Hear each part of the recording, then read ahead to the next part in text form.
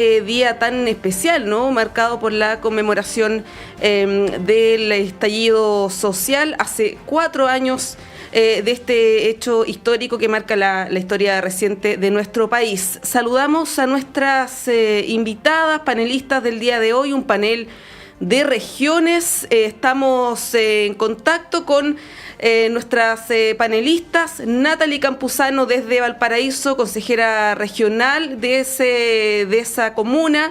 Natalie, ¿cómo estás? Buen día. Hola, muy buenos días. Siempre un gusto dialogar y conversar acá en Radio UDEC Chile.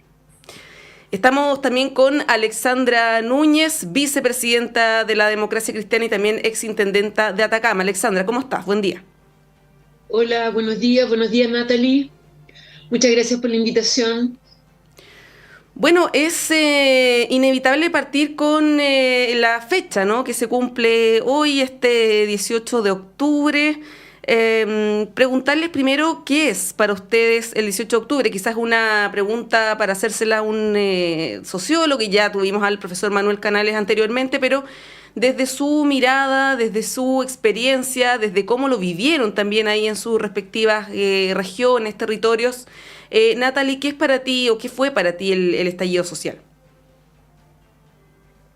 Bueno, yo creo que para todos los chilenos el 18 y en regiones el 19 de octubre, ¿no? Porque el 18 el impacto es en Santiago, ¿no? La principal movilización de la ciudadanía y el 19 en las regiones. Yo creo que va a ser un día que muchos lo vamos a recordar. Por primera vez vemos para nosotros el gran evento, ¿no? Yo nací en el 90, para mí el gran evento que he visto en términos sociales en mi país, que concluye con un acuerdo institucional en materia para construir una nueva constitución, ¿no? Y creo que eso, de alguna otra manera, es lo que no debemos olvidar. Lo que no debemos olvidar es lo que pasó el 18 de octubre, son las demandas sociales que la gente venía levantando desde el retorno a la democracia, ¿no? Que de alguna otra manera se genera esta revuelta social a raíz de que no se acogen de una forma inmediata o no se acogen efectivamente a raíz de los múltiples contextos que sucedieron, ¿no? Lo que fue el proceso de transición, lo que fue el proceso también de convivir de alguna otra manera con el dictador estando en democracia. Hay una serie de elementos que efectivamente no se pudieron avanzar en esas demandas, pero que hoy día existe una oportunidad que ya tuvimos un ensayo constitucional fallido, ¿no? Y esperamos que el que sigue, pareciera ser que tampoco hay un rumbo o un horizonte positivo, pareciera ser en esta instancia. Aún no se cierra, pero hay bastante debate de aquello, y una oportunidad que pareciera ser también estaríamos perdiendo de construir una nueva sociedad. Pero lo importante para mí, el 18 de octubre, tiene que ver de que la clase política, ¿no? Todos nosotros no nos olvidemos de por qué sucede el 18 de octubre, ¿no? Y yo creo que tengo una sensación que a ratos nos olvidamos del 18 de octubre, o hay intenciones que nos olvidemos de por qué sucede el 18 de octubre, con el propósito de efectivamente obviar las grandes demandas, que son demandas profundas al actual sistema, ¿no? Y a la actual constitución, que va de la mano con el actual sistema. Alexandra. Bueno, yo creo que el 18 de octubre fue como el epílogo de una crónica que se venía escribiendo hacía ya muchos años, digamos, con elementos más o menos que se podían avisorar fácilmente, digamos, y sobre todo aquellos que estábamos en labores gubernamentales o formando parte, digamos, del aparato de gobierno en algunas oportunidades. Yo creo que sí, fue el epílogo de lo que algunos hemos llamado el fracaso de la política, que no se hizo cargo de las grandes demandas de la mayoría de la sociedad chilena. En Vallenar, donde yo vivo, se vivió en 2 o 3 días después, digamos, de manera bastante tranquila, digamos, en términos de unas marchas sí, que sorprendentemente multitudinarias, y mucha gente que se convocó, y yo creo que en un ambiente bastante, incluso festivo.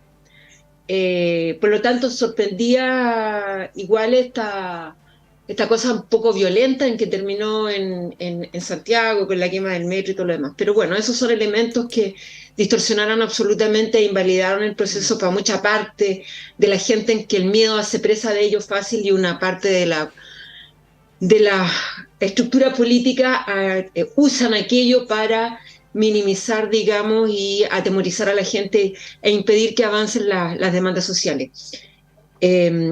Bueno, y ahí coincido con Natalie, muchos muy interesados en que aquello se distorsione y se olvide.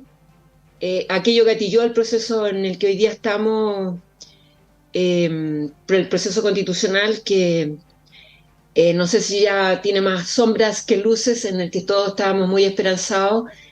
Y bueno, esperando que desemboquemos en un tema, en un escenario un poco mejor de lo que estamos actualmente, en una constitución que nos marque un camino que permita ir ampliando una senda donde tengan espacio las grandes demandas de la mayoría y aquellas que gatillaron el 18 de octubre. Pero desgraciadamente creo que estamos en una situación bastante compleja, y donde el miedo instalado por la derecha, y que es un mecanismo que permanentemente utiliza, se sigue siendo presa de la mayor parte de la ciudadanía. Esperemos que esto podamos rebatirlo con argumentos, con información, podamos hacer una campaña, digamos, que permita que, bueno, no sé si aprobar o rechazar este nuevo proyecto que en algún momento nos tendrán que presentar, pero que ojalá se abran nuevos espacios para la solución de los problemas de la ciudadanía. Sí, ya vamos Eso. a ir al tema constitucional, que está estrechamente ligado a lo que estamos conversando, pero yo les preguntaba por sus lecturas, sus interpretaciones, porque a 4 años, incluso el año pasado también se deslizó el tema, por ejemplo, de la violencia. Este año irrumpió el expresidente Piñera con su tesis del golpe de Estado no tradicional. Se ha planteado que ha habido grupos organizados, incluso desde el extranjero, cosa que en un principio parecía bien inverosímil, pero ahora incluso uno escucha parlamentarios, Natalia, Alexandra, haciéndose parte también de esta hipótesis, ¿no? De que esto fue orquestado por grupos extremistas, ¿no? Grupos de izquierda, incluso algunos desde el exterior. ¿Cómo ves, Natalie, esta suerte de satanización que ha habido del golpe de Estado, esta categoría del octubrismo, ¿no? El senador Macaya decía el fin de semana: hay que aprobar el texto constitucional para sepultar de una vez por todas el octubrismo. Esto ya se empezó a observar el año pasado, pero este año también ha tomado fuerza, ¿no? Esta tesis de los octubristas. ¿Cómo analizas tú esa interpretación? Mira, voy a ser bastante como crítica, incluso qué bueno hacer crítica con los mismos sectores donde uno participa. Yo creo que existe la tesis del octubrismo, como lo la Macaya, entre otros, o satanizar parte importante del 18 de octubre, como instalando el tema de la violencia, donde hay hitos tan relevantes como, por ejemplo, la quema del metro, que todavía no sabemos quién quema el metro. O sea, como hay una serie de hechos que hay una incertidumbre que solamente ayudaron a satanizar acciones muy, muy bonitas que se vivieron en distintas partes del país, muchos lugares donde nunca existió comunidad. Gracias al 18 de octubre existió comunidad, se conversó, se debatió materia por gente que nunca participó en política, estuvo activa en política. Entonces creo que hay elementos que hay que destacar, efectivamente también elementos que hay que condenar, pero yo creo mucho más que destacar, y lo otro son dudas. Y cuando digo que quiero ser crítica con el sector, existen estas tesis porque tampoco se han levantado otras tesis del sector. Y yo creo que hoy día la derecha está jugando sola frente al silencio que muchas veces el mundo progresista está teniendo con estos temas, ¿no? Y muchas veces estamos escuchando este canto de sirena de la derecha, porque pareciera ser que se instala mucho más rápido y es mucho más conveniente, y se genera un silencio por parte del mundo progresista, de las izquierdas, etcétera, frente a esto, frente a los golpes constantes que la derecha está dando en estos momentos, ¿no? Y lo que dice Piñera, yo creo que hay una distorsión importante en la realidad del 18 de octubre. Esto de decir que casi fue un golpe de Estado, yo creo que fue una ineficiencia, una incapacidad institucional por parte del presidente Piñera con su gobierno de poder abrazar el momento político que estaba pasando Chile, ¿no? O sea, recordar que previo a los hechos que tuvimos casi un mes con la revuelta social, el presidente Piñera se negó constantemente a buscar una cabida institucional. Fue el Congreso Nacional a través de parlamentarios, y día el mismo presidente Boric fue uno que encabezó parte importante para llegar a un punto, ¿no? Desde punto en común dentro del Congreso, desde la salida institucional, y no hacia el gobierno. Entonces yo creo que hay una distorsión de la realidad de lo que pasó en ese momento, pero pasa y se instala este discurso porque los mundos progresistas tampoco han podido instalar correctamente la defensa, ¿no? De lo que pasó el 18 de octubre, y no hablo de la materia de la violencia, hablo del contenido, el origen de los motivos como tal. Y creo que ahí hay un desafío que nosotros tenemos, ¿no? Y que yo creo que el llamado para nuestro sector es salir a jugar a ese partido que pareciera ser que la derecha está jugando solo en este momento, en estos temas tan sensibles, y que no se trata de este gobierno, porque el 18 de octubre no es de este gobierno, sino que lo que se levantó el 18 de octubre tiene que ver con demandas sociales, derechos sociales, que efectivamente si no se atajan, o más, cuando digo no se atajan, cuando no se abrazan de la manera correcta que la gente quiere, lo más probable es que en 10, 15, 30 años más estemos hablando de sucesos que son exactamente los mismos que pasaron el 18 de octubre a raíz de que no se tomó en consideración las demandas que la gente levantó en ese momento, que son claritas, ¿no? Son múltiples, pero si llegamos a tres puntuales, tiene que ver con salud, pensiones, educación, que efectivamente se instalaron fuertemente en ese momento. Bueno, la violencia en muchos casos sirve para invisibilizar la violencia, que es totalmente reprochable, condenable y que ocurre en muchas manifestaciones. Se utiliza para invisibilizar las demandas que hay detrás, y no solamente en las movilizaciones después del 18 de octubre, sino que en general, movilizaciones de todo tipo.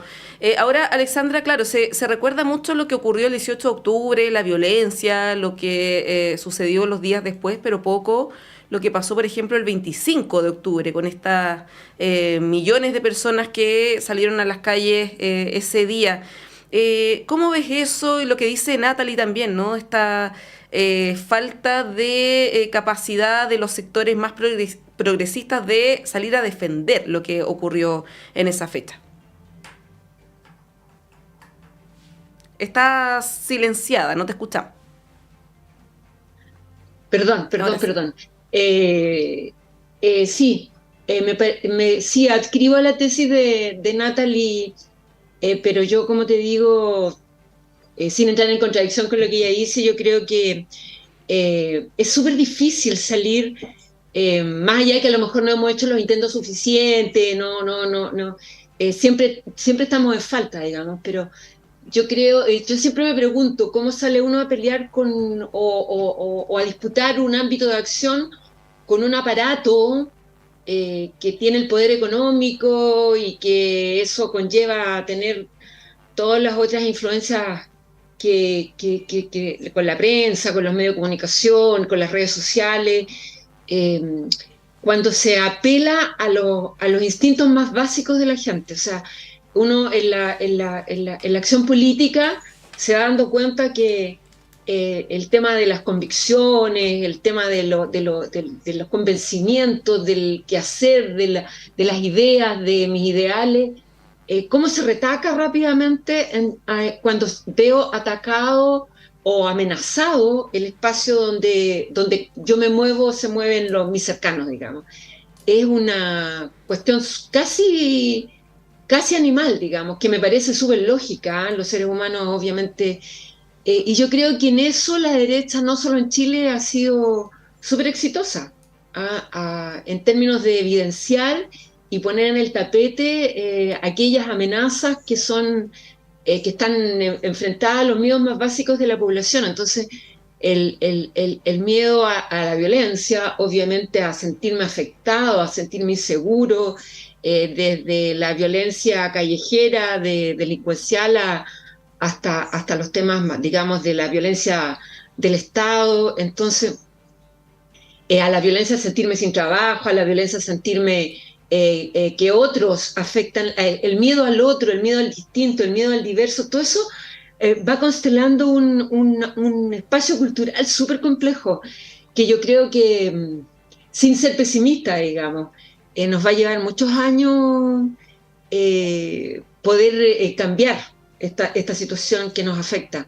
Y yo creo que en eso, más allá de todos los discursos que se puedan levantar, más allá de toda la acción política que se pueda ejercer, y de evidenciar y poner más en relieve lo legítimo que eran todas y lo legítimo que siguen siendo la reivindicación de todos esos derechos, no hemos sido capaces, pareciera ser que la comunidad, porque yo creo que están en falta los partidos políticos, los movimientos y todo lo demás, pero a mí también me llama la atención la pasividad de algunos sectores ciudadanos, ¿ah? A los que uno cree que afectan esas carencias y lo sobrepone o lo sobrepasa o siempre prevalece, digamos, el temor al otro, el temor a la competencia, el temor al distinto, el temor a que me invada mi espacio, el temor a, no sé, es una situación bien compleja.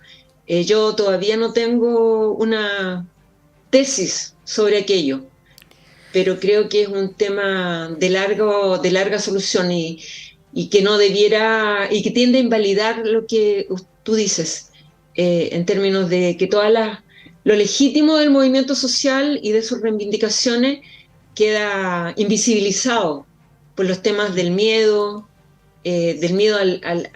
a la cotidianeidad y los miedos más viscerales. Y yo creo que eso es súper difícil, de cómo vamos a ir cambiando eso. Yo creo que eso obedece a un ambiente cultural y a una cultura que se instaló durante muchos años en el país, el individualismo, que cambió derechamente la sociedad chilena. A mí me conmueve y me complica muchísimo aquello. Y creo que la política sola no ha abordado, digamos, en eso la Natalie tiene razón, no ha abordado con suficiente fuerza y con suficiente peso cómo salimos de esta situación, digamos, más allá que yo creo que es de largo plazo, pero más allá de las cuestiones coyunturales, pero cómo nos vamos acercando a un ambiente público y de donde la comunidad en general pueda sentirse que sí está viviendo en un ambiente que le permita disentir y con más libertad, y despojarse de las cuestiones más atávicas. Sí, Natalie, bueno, en el contexto de lo que plantea Alexandra, ¿tú ves que es posible revertir esta suerte de, lo voy a decir entre comillas, de derrota cultural de la izquierda, que en su momento, claro, se veía que el país iba para otro lado, pero después de estos últimos años prevalecen valores como lo individual, ¿no? Como lo que es de cada uno, esta idea de la plata es mía. ¿Tú ves que eso es reversible considerando lo que plantea Alexandra, ¿no? El tema del miedo, de cómo se instalan también ciertas posiciones a través de, no solamente de los medios de comunicación, de redes sociales, en fin. Se ha ido trastocando también un poco el sistema, como el pensar mayoritario, ¿no? de la ciudadanía. ¿Cómo ves tú esa situación? A ver, yo creo que sí, es posible y para que sea posible yo creo que se requiere de una estrategia y tácticas que sean efectivamente coordinadas, inteligentes y que sean desde la perspectiva colectiva desde los mundos progresistas, ¿no? Yo creo que acá un partido solo no puede, sino que creo que tiene que haber una acción coordinada y entender que hoy día lo que está en jaque es el futuro de Chile y en este caso la República y una serie de otras acciones, ¿no? Yo creo que falta hoy día unidad y voy a decir como algo muy pues de eslogan, pero que creo que es muy cierto, unidad y unidad en la acción, ¿no? Yo creo que eso es lo que falta desde el mundo progresista para recuperar nuevamente cancha en el terreno político y eso cuando hablo de cancha es cancha desde la disputa del sentido común en los territorios con la gente que en el fondo son aquellos que luego deciden en la urna, ¿no? Y que efectivamente deciden el horizonte de nuestro país en las urnas. Pero creo que también no podemos desconocer que hoy día nos enfrentamos frente a una derecha que no solamente es una derecha local, sino que una derecha global, que se organiza el Pacto de Madrid, donde efectivamente están haciendo acciones globales, con acciones coordinadas en toda Europa, también con coordinación en América Latina, y que eso no excluye a nuestro país. Sabemos la relación que tiene republicanos frente a este pacto y lo que con Vox, etcétera, donde hay una cuestión mucho más grande, ¿no? Que hace tiempo no veíamos una ultraderecha organizada, ¿no? Y que también nuestro país y la izquierda chilena se está enfrentando a ello. Por tanto, yo creo que hay hartos desafíos y que también el terreno es distinto, ¿no? Un terreno distinto de lo que fue enfrentarse en los 30 años con la derecha, que efectivamente hay un enfrentamiento y también hay una disputa en términos de que veníamos saliendo de la dictadura y hay muchos elementos que estaban ahí de por medio de la dictadura. Hoy día quedan también aún elementos de la dictadura que más que la Constitución, pero también hoy enfrentamos a esta nueva derecha, esta derecha renovada, esta derecha que efectivamente se organiza globalmente y que eso hay un desafío. Por tanto, yo veo esas dos, sí, en resumidas cuentas, sí, creo que es posible recuperar terreno, pero con unidad en la acción, ¿no? Con mayor coordinación y la solidaridad propia del mundo progresista y de la izquierda para poder entender que el desafío es gigante, y también, por otro lado, tener la capacidad de análisis de lo que está pasando con la ultraderecha, y entender los nuevos movimientos de la ultraderecha. Yo creo que a nuestro sector lo que nos hace falta es entender cómo hoy día se está organizando, y también ese entender es también enfrentar a la ultraderecha. Y yo creo que en ese último punto estamos un poco al debe del enfrentar. Y creo que estamos llegando porque creo que muchas acciones que hoy día hemos visto y que no se sostienen argumentativamente ni jurídicamente, hay un tema mediático que la derecha está utilizando muy bien y que, por otro lado, nuestro mundo no ha sabido utilizar. Sí, bueno, han pasado 4 años del estallido social y creo que esto es una constatación. Seguimos siendo una sociedad hiper segregada, donde este eslogan de mayor dignidad no se ha cumplido, ¿no? En términos generales. Y la pregunta que surge, y se las voy a dejar instalada antes de la pausa, es si es que el tema constitucional era efectivamente la llave para salir de esta situación. Se hablaba de un pacto social, ¿no? Bueno, después del acuerdo del 15 de noviembre, las manifestaciones, ustedes recordarán, amainaron bastante, por lo tanto se entendió que se iba a encauzar institucionalmente la crisis política y social a través de este acuerdo. Bueno, estamos en una situación tan compleja que vamos a probablemente, si le hacemos caso a las encuestas, llegar al mismo punto por el que partimos, ¿no? Es un escenario enredado, difícil de entender. Si esto se lo explicamos a algún extranjero, probablemente le va a costar entender. Y es el tema que les quiero proponer que conversemos, pero a la vuelta de la pausa, porque son casi las 9 de la mañana, hacemos un breve corte y volvemos en unos minutos.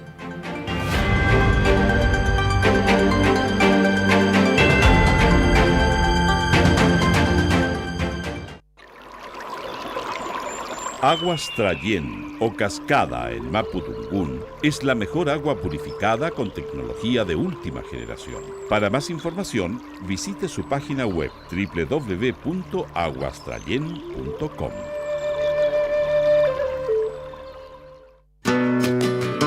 Sala Máster de Radio Universidad de Chile presenta este próximo sábado 21 de octubre a las 19:30 horas a Pedro Córdoba, uno de los exponentes del flamenco más reconocidos de la actualidad. Este artista se destaca por ser intérprete y haber colaborado en diversas compañías con destacados bailadores y coreógrafos de la escena flamenca. Ha hecho colaboraciones tanto con guitarristas como Diego del Morado y Antonio Rey, y ha compartido escenario con artistas de la talla de Enrique Morente, Joaquín Grillo, Chicuelo y Javier Latorre. Se ha presentado en varios y prestigiosos festivales con sus propios espectáculos de flamenco, y su baile destaca por su musicalidad, sentido del ritmo y una estética moderna que lo diferencia de sus pares. Los dejamos cordialmente invitados para este sábado 21 de octubre a las 19:30 horas a disfrutar la música y el talento del bailador Pedro Córdoba en Sala Máster. Miguel Claro 509, Providencia. Entradas a la venta en tablaoenciclo@gmail.com.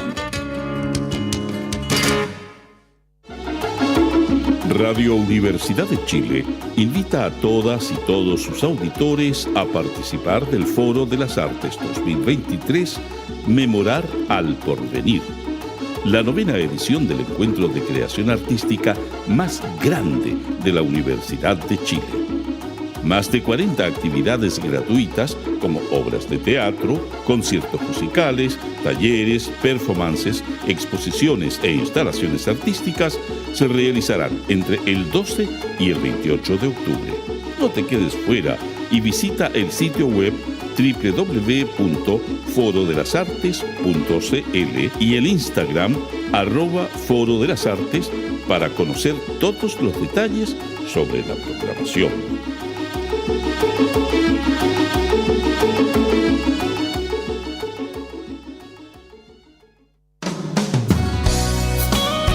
Sala Máster de Radio Universidad de Chile presenta por primera vez en este escenario al cantautor nacional Pablo Herrera. En un concierto íntimo, este músico chileno compartirá un recorrido por su extensa trayectoria en un formato acústico el próximo viernes 10 de noviembre a las 19:30 horas aquí en Sala Máster. Canciones como Alto al Fuego, Amor, Amor y Tú Eres Mía son temas que están anclados en la memoria colectiva local de las últimas décadas y que este compositor chileno interpretará en un formato acústico y cercano con su público, además de compartir parte de sus últimos trabajos discográficos. Los dejamos cordialmente invitados este viernes 10 de noviembre a las 19:30 horas a recordar las canciones de Pablo Herrera y sus grandes éxitos en un formato acústico en Sala Máster. Miguel Claro 509, Providencia. Entradas a la venta en Portal Ticket.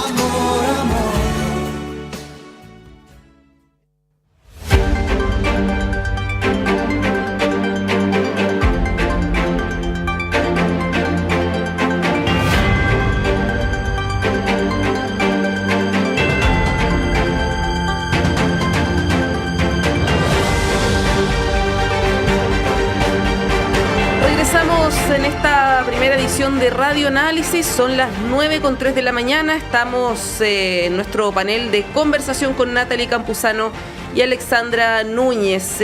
Yo había dejado, Natalie y Alexandra, el tema, el enganche, ¿no?, entre el aniversario del estallido social y el tema constitucional que está en una etapa bien compleja, lo decía el profesor Francisco Soto más temprano.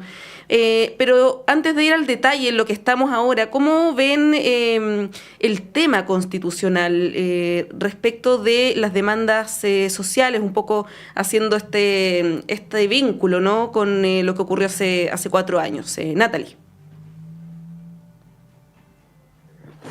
Sí, mira, yo creo que lamentablemente todos nuestros ensayos constitucionales, y incluyendo el anterior y particularmente estos dos, ¿no?, que hemos tenido, se han dado dentro de una lógica muy electoralista, ¿no?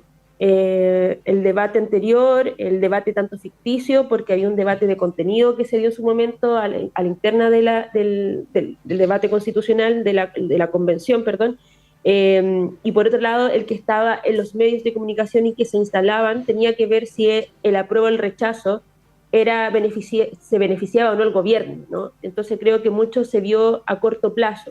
Y hoy día en este Consejo Constitucional también parte importante del debate se está dando en razón al escenario electoral que se pueda dar para tanto las municipales como también las presidenciales. Sabemos las intenciones y el querer y el sentido que el mundo republicano ha manifestado de querer llegar al gobierno, ¿no? Y que efectivamente también hay una falta de correlación desde el inicio, de no ser partícipe del acuerdo de lo que se construyó con los partidos políticos para llegar a lo que es el Consejo Constitucional o el tronco de la discusión constitucional en ese aspecto, versus lo que hoy día están realizando. Por tanto, yo creo que mucho se está permeando por el escenario electoral y que efectivamente hoy día vemos un cuadraje del mundo de la derecha, porque el cálculo político es que si gana el a favor, ¿no?, se entiende que gana el sector, ¿no?, el mundo de las derechas como tal, pero que yo de mi punto de vista ganaría principalmente republicano frente a eso, y ahí la preocupación, porque en esta carta constitucional que se está escribiendo, lo escuchaba a través de expertos, lo escuchaba también a raíz de algunos consejeros constitucionales que están dentro del espacio, que no es lo que efectivamente se esperaba en razón a la construcción de los mínimos que se habían dado por el acuerdo, ¿no? Se desvía bastante. De hecho, uno de los grandes logros que se da por parte de los expertos, ¿no? Que se da a raíz de este acuerdo, tiene que ver con el Estado Social de Derecho, ¿no? Que eso fue una de las grandes ganadas, y lo que los mismos expertos han indicado, ¿no? Que es como el bar de la discusión de los consejeros constitucionales, se aleja bastante de aquí, ¿no? Por ejemplo, se profundiza la temática de la AFP, ¿no? La temática de las pensiones, se agudiza, ¿no? El debate, o se distancia bastante lo que se avanzó en debate en materia de cambio climático, entre otros aspectos, ¿no? Que podríamos estar toda una mañana indicando cuáles son los pero, lo que nos gusta o no. Pero más allá de que nos guste o no, el problema es que hubo un tronco de acuerdo, y que ese tronco de acuerdo se ha desviado bastante, y que lo que hoy día se está tratando de hacer, de arreglar a raíz de las observaciones que los expertos han indicado, también está dejando mucho que desear, y así lo han indicado también los mismos participantes del espacio, que son los expertos que analizan parte importante de cómo se da el debate con los consejeros constitucionales. Por tanto, en términos técnicos, súper técnicos, estaríamos fuera de lugar de lo que se ha discutido, pero en términos políticos se está muy distanciado de lo que efectivamente lo que pasó un día como hoy, el 18 de octubre, con las grandes demandas sociales que en este caso la gente levantó, y que mucha gente por primera vez en democracia también participó de movilizaciones grandes, pacíficas, masivas.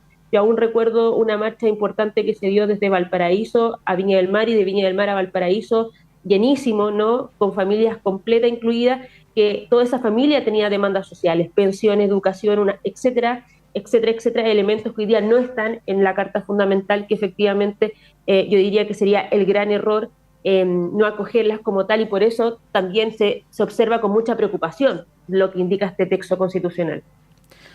Bueno, Alexandra, ya estamos en tierra derecha en este proceso. Quedan algunos días, un par de semanas más, y el texto, recordemos, se finaliza ya el 7 de noviembre, y hoy día va a ocurrir otro hito importante en este proceso, que es ya el comienzo, no el funcionamiento de esta comisión mixta. Ya se eligen los integrantes, y empieza a correr este plazo de 5 días para proponer soluciones a las normas que no quedaron resueltas, que están en disputa. Esta comisión mixta va a estar integrada por 6 comisionados y 6 consejeros, y la derecha va a tener 7 de los 12 miembros, por lo tanto cuenta con el quórum de los 3/5 para aprobar los nuevos artículos. En este escenario, ¿cuál es tu sensación?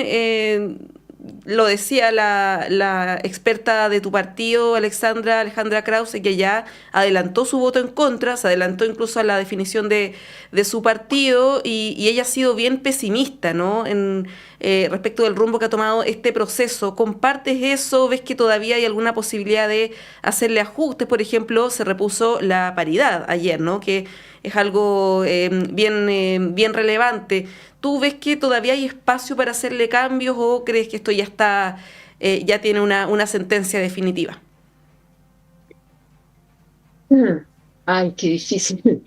Bueno, uno quiere ser siempre optimista, ¿no? Pero esto ya pasó al nivel de las sensaciones, las esperanzas, que si bien son siempre un aliciente en política, pero en la acción política, digamos, y la estrategia, los planes, los programas, los que debieran alimentarnos permanentemente. Entonces, esto ya pasó a nivel de sensaciones. Bueno, uno siempre tiene la perspectiva, la esperanza de que la cordura reine, y que los consejeros, los expertos y todos aquellos que participen de las instancias de decisión entiendan cuál es el marco de una constitución, y que ojalá esta cosa como media panfletera, media cliché, pero que de alguna manera representa que nos dé un paraguas, o permita que Chile sea un país donde todos podamos vivir en dignidad, ¿ah? Pero yo creo que en términos bien prácticos hay poco donde asirse, ¿ah? Hay poco donde lo que eran nuestras expectativas cuando este proceso empezó pueda concretarse, digamos. Yo creo que finalmente vuelvo a lo anterior, digamos, el tema cultural también ha permeado a muchos de los que están en la acción política, no solo los partidos políticos, y yo creo que yo escuchaba con mucha atención lo que decía la Natalie. Quizá a la izquierda, a la centroizquierda, a los progresistas de este país nos ha faltado un proyecto común. Sí, yo creo que, o juntarnos en la acción. Yo creo que lo que ha faltado es el diagnóstico común, ¿ah? Porque tenemos que unirnos en torno mira, creemos que a esto se debe todos estos temas que tenemos, el tema cultural y todo lo demás, entonces, ¿cómo lo vamos a abordar? Y ahí podría, porque hoy día lo que hace el progresismo, lo que hacen los partidos que se dicen progresistas es hacer alianzas electorales para acceder a cuotas de poder, y que cuando accedemos a las cuotas de poder reina y prima el individualismo y cada uno hace lo que quiere. Finalmente los partidos políticos están desarmados, y la gente ya no les cree, y por lo tanto tampoco sé si la Constitución hoy día, a mí me hace mucho sentido, ¿no? Pero yo no sé si al común de la gente le hace sentido que la Constitución diga esto, porque sus problemas cotidianos más urgentes, más sentido, no se los ha solucionado ni la clase política, ni los gobiernos de turno, ni las constituciones. Entonces, yo por eso te digo que aquí, mientras no vayamos a un tema mayor, todo esto a este tema cultural, y no constatemos de verdad lo desprestigiado y lo invalidado que estamos frente a la sociedad, yo creo que si ese diagnóstico no abarca aquella parte, no solo los temas de solución, digamos, de políticas públicas, pero todo este tema cultural, que va a ser de mucho más largo aliento, yo creo que a mucha gente le da lo mismo, ¿no?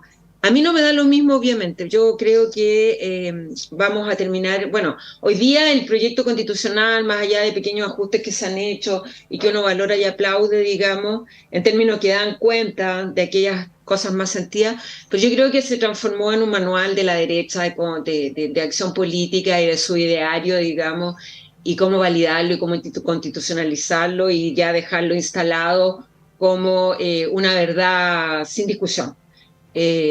Y creo que tenemos muy pocas posibilidades de cambiarlo, porque ellos están frente a un escenario donde pueden ser gobierno. Y sería una cuestión inédita, porque la ultraderecha por primera vez tendría acceso a espacios de poder reales, digamos, ¿no? Por lo tanto, yo creo que eso claramente opaca la mirada de largo plazo y todo lo demás, y desgraciadamente todos estamos operando en el corto plazo, digamos, cómo detenemos esta andanada de la derecha mediante los mecanismos democráticos que uno no trata de invalidar, digamos, accediendo a espacios de poder, pero yo no sé si tenemos hoy día está suficientemente internalizado en aquellos que hacen política y quieren acceder a espacios de poder, que no solo se agota en la cuestión cotidiana, desde el nivel donde estemos, sino que aquí hay un desafío mucho mayor, de muy largo plazo, donde hay que apostar, poner a disposición los capitales políticos, incluso perder. Y yo no sé si todos los que están no solo hablo de los partidos políticos, sino de toda la institucionalidad que se mueve en torno a las políticas públicas, están dispuestas a apostar y perder. Sí, bueno, y eso en política es súper legítimo, digamos, ¿no? Uno no acapara capital político para guardarlo en una cuenta de ahorro. Y yo creo que hoy día hay poca voluntad de apostar el capital político y perderlo en la acción política, pero detrás de ideales y de valores que creemos que deben ser permanentes. Sí, así que yo soy de aquellas que quiero ser optimista, pero el pragmatismo me dice que no nos va a ir muy bien. Bueno, entre las normas que se van a estar votando por parte de la comisión experta de estas enmiendas que fueron rechazadas en las etapas previas, está el tema del pago de contribuciones, que se repuso por parte de Republicano, el pago de contribuciones de la primera vivienda, la exención del pago. También esta posibilidad de expulsión en el menor tiempo posible de migrantes que hayan ingresado por pasos no habilitados. El tema de la objeción de conciencia individual e institucional, que es otro tema que ha generado bastante discusión. La norma sobre una grave amenaza terrorista para invocar estado estado de sitio, y esto que permitiría, por ejemplo, retener a personas en sus hogares, ¿no? Que era parte, recordemos también, del programa en primera vuelta de José Antonio Kast. Bueno, entre otras normas que tienen que ver con flexibilidad, por ejemplo, para el límite de la reelección de alcaldes.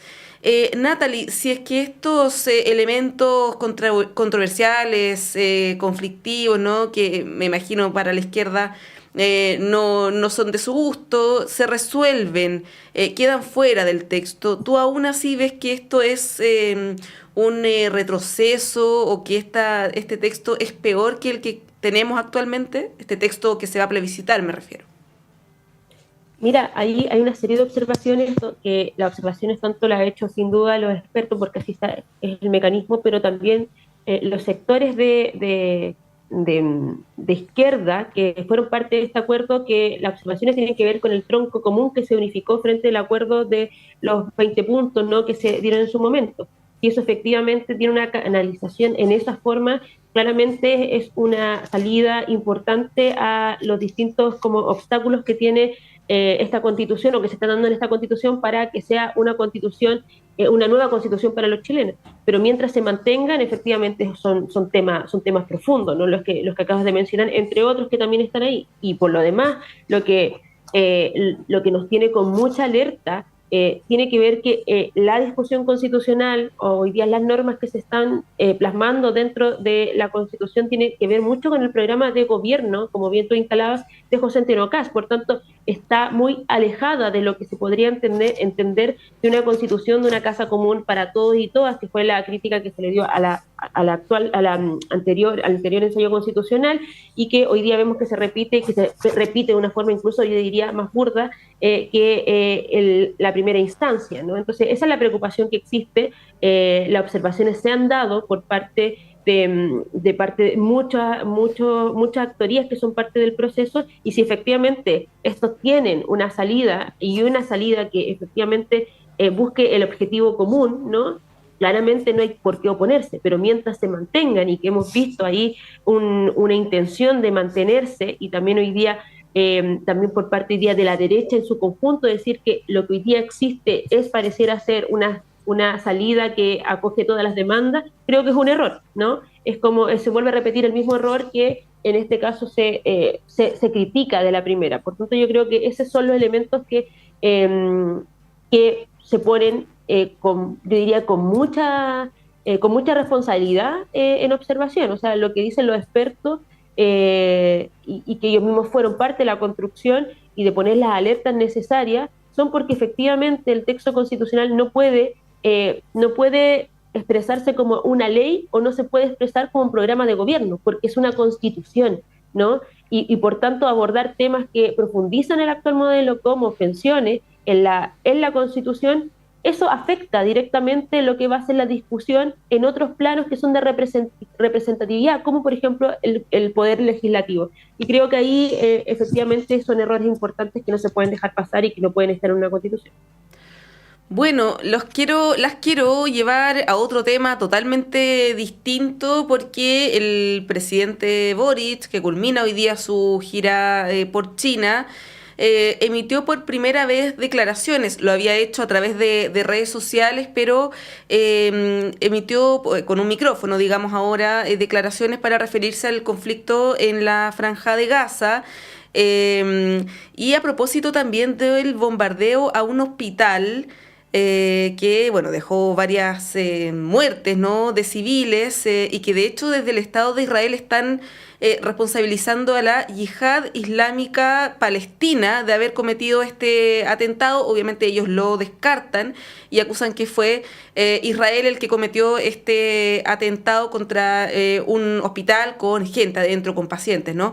Bueno, en ese contexto, el presidente Boric dijo que, bueno, hizo un llamado, y les voy a leer textual, hago un llamado enérgico a terminar con el castigo y masacre a civiles, y entender que los infames atentados y secuestros perpetrados por Hamás no otorgan derecho al Estado de Israel para imponer muerte y barbarie, como lo está haciendo hoy día en Gaza. Son declaraciones bastante duras contra el Estado de Israel, que hasta el momento no la había tenido, o sea, se había ceñido a la declaración de Cancillería.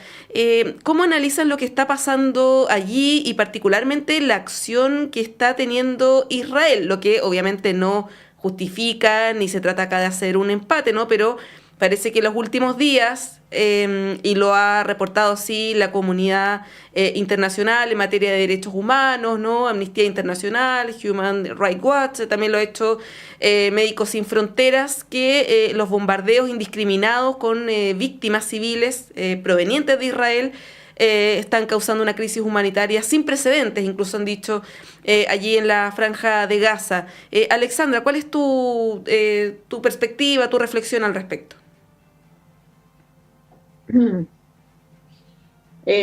Bueno, reflexionar sobre la guerra siempre es un tema doloroso.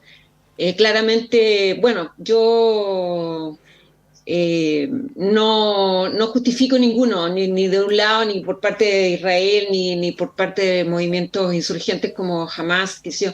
Pero finalmente uno se queda como con esta sensación de que un poco el escenario de que algunos operan para favorecer a los bandos, que yo me quedo absolutamente con la columna de Matamala el domingo pasado, creo, donde hace un análisis sobre el asesinato del primer ministro israelí, ¿no? Que se la jugó por la paz y todo el cuento. Entonces, ¿cómo van operando las fuerzas en términos de que entonces van, hoy día jamás es súper funcional a Netanyahu, que es un líder súper ultraderechista en Israel, digamos, y yo he tenido la oportunidad de compartir con muchas comunidades judías y hay movimientos fuertes al interior de Israel de jóvenes por la paz, qué sé yo, los judíos por la paz y todo el cuento, que están absolutamente invisibilizados también y que y los invisibilizan más cuando están los gobiernos de ultraderecha en Israel, y donde obviamente el miedo opera acá todo el día. Pues esa es una variable que está presente todo el día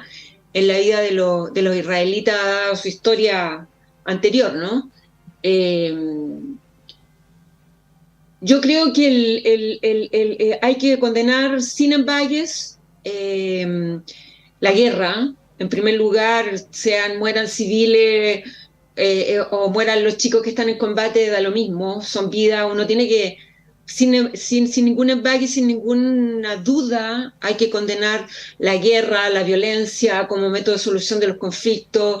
Esto nuevamente es un desastre y un fracaso para la clase política internacional, para los organismos internacionales, los invalida. ¿Para qué sirve la ONU? ¿Para qué sirve esto? Y eso va alimentando cada vez más el discurso a la ultraderecha. O sea, no valen las organizaciones, no solucionan nada. Nuestra mirada es la que prevalece, por lo tanto, son los intereses mundiales los que, una vez más, ¿a quién favorece todo esto? ¿Quiénes son los que se van a fortalecer mientras prevalezcan los conflictos y no se solucionen? Esa mirada internacional es la mirada que tiene que también va a los territorios como los nuestros, quizás no en esa dimensión, no muere tanta gente, pero finalmente son ideologías que se van instalando, donde se van alimentando unos a otros y donde obedecen, digamos, a fuerzas que no tenemos ningún poder sobre ellas, digamos. Entonces, yo creo que sin embagues hay que condenar la guerra, la violencia, y obviamente como una primera o una segunda o tercera derivada, ya no sé cómo uno puede llamarlo. Claramente la guerra incluso tiene reglas. Y claro, hoy día tampoco se hace caso omiso de aquello, digamos, y obviamente la muerte de civiles, y sobre todo en temas, en espacios donde no debieran ni siquiera acercarse la violencia. Ocurren en hospitales que sirven, no solo están los enfermos, sino que también la gente se cobija por estar protegidos incluso por las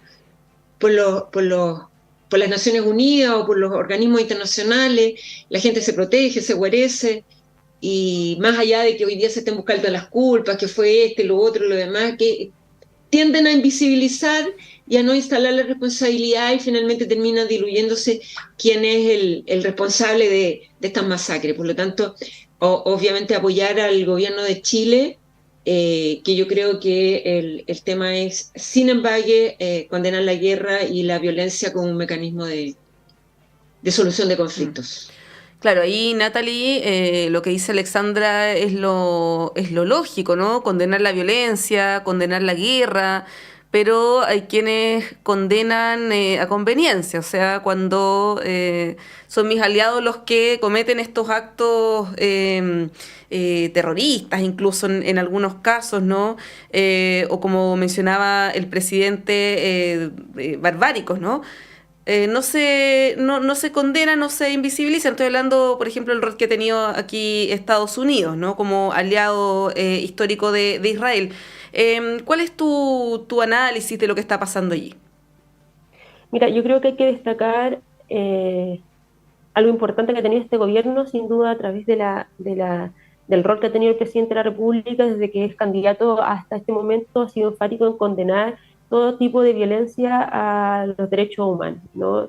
Y eso lo ha hecho desde la posición desde América Latina, ¿no? Con lo que pasa en algunos territorios, algunos países hermanos, hasta también lo que está pasando últimamente, o en estos días, o en estos momentos, ¿no? En el Medio Oriente. Y efectivamente, yo creo que ahí Chile ha tenido posiciones que yo creo que han sido muy, muy positivas y de rápida reacción en materia internacional con estos hechos. Y quiero destacar que yo sí creo en que los organismos internacionales sí cumplen un rol importante. En nuestro país, en la dictadura, cumplieron un rol importante de visibilizar lo que estaba sucediendo, y que efectivamente a través de organismos internacionales, que si bien no tienen la fuerza que hoy día tienen, ¿no? Como otras instituciones que hoy día existen, sí fueron relevantes para poder generar algún tipo de acción y apoyo a las demandas que se tienen en dictadura, que principalmente tenían que ver con la violación de los derechos humanos. Y lo que está sucediendo hoy en Palestina, en Israel, es lamentable. Y efectivamente lo que están levantando algunas organizaciones internacionales de acciones sin precedente pareciera ser así, o sea, atacar quien haya sido, ¿no? Atacar un hospital. Efectivamente son mínimos. Ahí escuchaba a Alexandra decir que en la guerra incluso hay códigos. Bueno, uno de los códigos de guerra que se entiende en términos internacionales es el no ataque, ¿no? A los recintos hospitalarios, entre otros.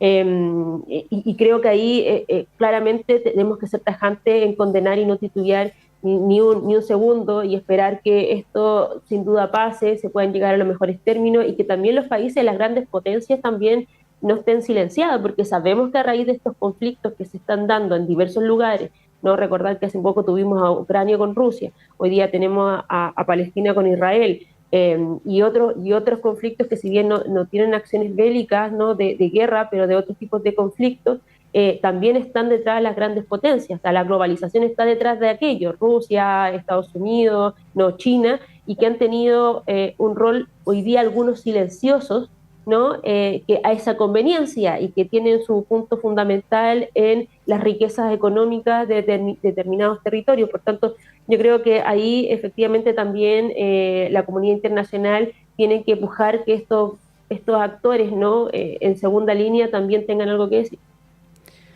Bueno, 500 muertos dejó este ataque a un hospital ahí en el norte de la Franja de Gaza, una cuestión que cuesta incluso decirla, es bien terrible lo que está pasando. Bueno, tenemos que cerrar esta parte de Radioanálisis. Alexandra Núñez, Natalie Campuzano, les agradecemos por estar con nosotros esta mañana, este día tan especial, en esta cobertura que estamos haciendo del 18 de octubre. Muchas gracias por acompañarnos durante esta mañana. Muchas gracias a ustedes por la invitación, y que sea un día con mucha paz. Así es. Bueno, son las 9:30.